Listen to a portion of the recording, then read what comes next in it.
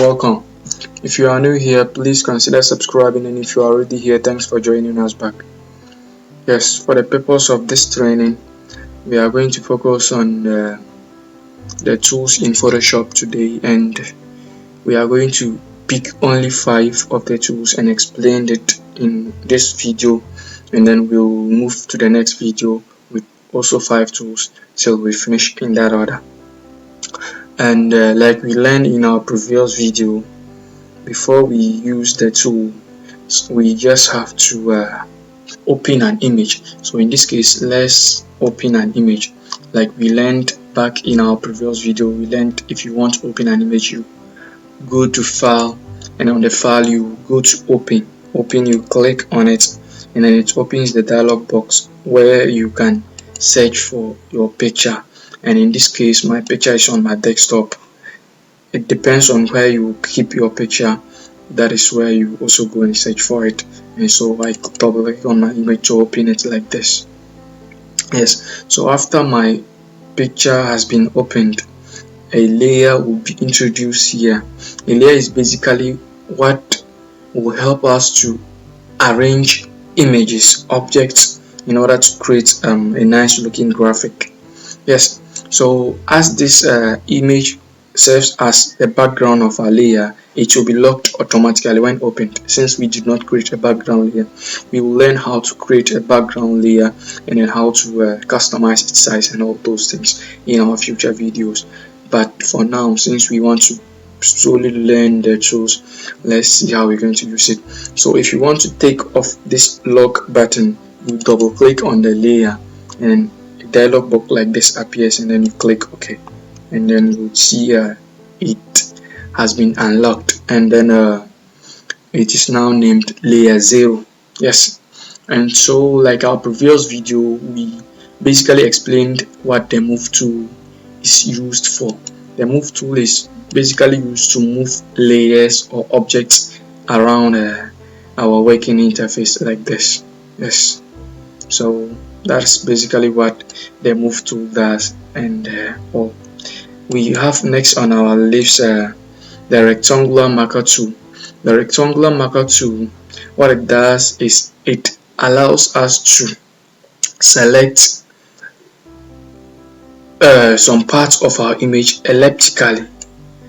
You see, like this, all those parts between or inside the selection will be selected with the rectangular marker tool. And so let's press Ctrl Z to deselect it. We have on the rectangular marker tool, we also have the elliptical marker tool, which helps us to make the selection elliptically like this. Yes, so in this case, all the images in the ellipse has been selected like that. Let's press Ctrl D to deselect it.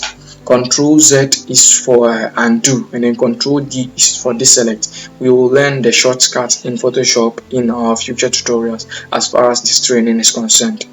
Next on our tools is the lasso tool.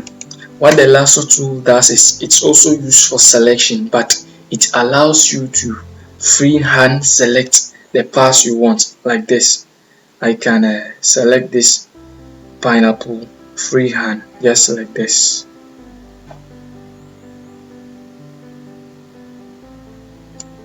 Yes, and that's it. It allows you to select part of your image using freehand. And so let's press Ctrl D to deselect. And then under the lasso tool, we have the polygonal lasso tool.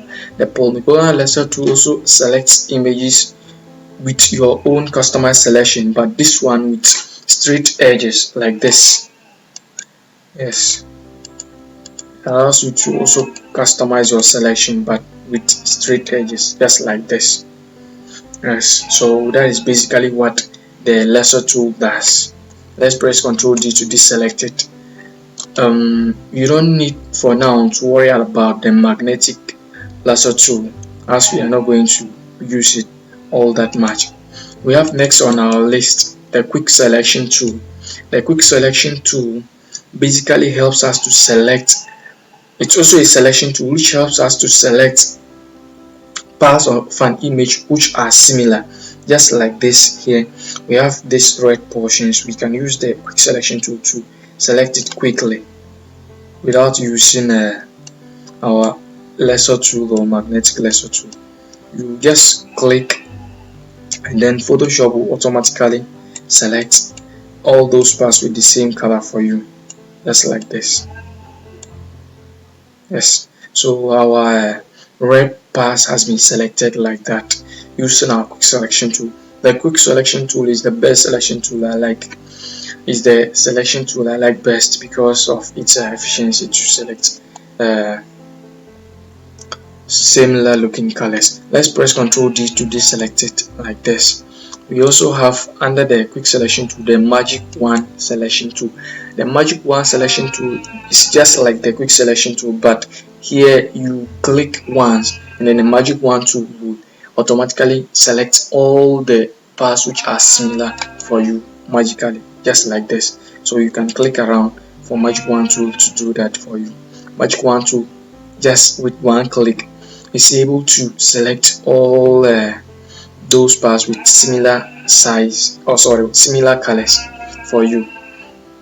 So that's it. Let's press our Ctrl G to deselect it. We have next on our list the cropping tool. Yes, the cropping tool, just like it is self-explanatory, it is used to crop images. So in this regard, if I want to crop this image, I will just have to click and drag it to the size of where I want to crop the image, like this. Assuming I want only the pineapple, I only crop it to my customized preference I want, just like this. Yes, so my image has been cropped like that. Like we can press Ctrl Z to undo that for us. Yes, we also have down the crop tool, the perspective crop tool. What the perspective crop tool does is it allows you to crop images based on certain areas you want perspectively, like this. You understand? I can change the perspective of the selection by holding any of the end buttons here to do my cropping, just like this. Assuming I want to crop the image in this way, so I'll click on the mark button and then my image will be cropped just like that for me. You could see how the image has been cropped. So we can press Ctrl Z to undo that.